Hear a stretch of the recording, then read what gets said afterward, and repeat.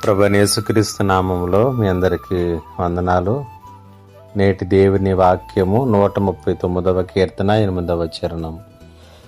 నేను ఆకాశమునికి ఎక్కినను నీవు అక్కడ ఉన్నావు, నేను పాతాళమందు పండుకునినను నీవు అక్కడనో ఉన్నావు. కొందరు మన జీవితాల్లో ఎల్లప్పుడూ మన ప్రక్కనే ఉండాలని కోరుకుంటాం.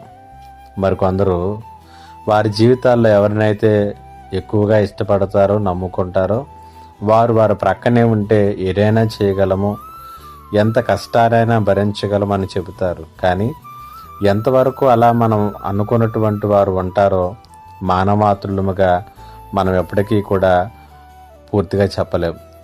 ఒకటి మాత్రం నిజం, ఎవరు నీ ప్రక్కన ఉన్నా లేకపోయినా నీవు నమ్మి వెంబడిస్తున్నటువంటి దేవుడు మాత్రం నీతో ఎల్లప్పుడూ కూడా ఉంటాడు అనేటువంటిది మాత్రం నిజం.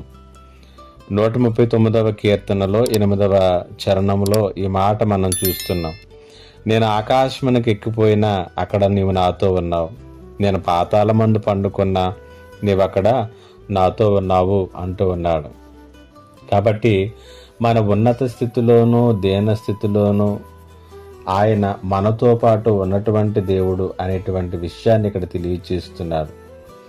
ఎవరు మనకు సహాయం చేయనంత దూరంలో ఉన్నా, ఎవరు మన ప్రక్కన ఉండలేనంత పాతాళపు వేదనలు, శ్రమలు మనల్ని అలుముకొని ఉన్నా అక్కడ కూడా ఆయన నీతోనే ఉన్నటువంటి దేవుడు.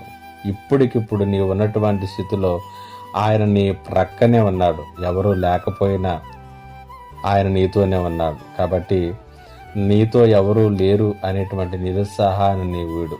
నీవెక్కడున్నా, ఏ పరిస్థితుల్లో ఉన్నా నీ ప్రక్కనే ఉన్నటువంటి దేవుణ్ణి జ్ఞాపకం చేసుకో.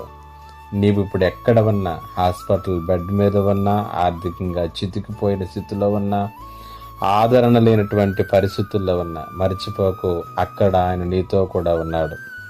జీవితానికి అంతకంటే ఏం కావాలి? కాబట్టి లేచి నైరాస్యపు చీకట్లను చీల్చుకుంటూ, నిరాశాజనకమైనటువంటి పరిస్థితులను జయించుకుంటూ, నీ ప్రక్కన నీతో కూడా ఉన్నవాన్ని చూస్తూ ఈ జీవిత యాత్రలో ముందుకు కొనసాగిపో.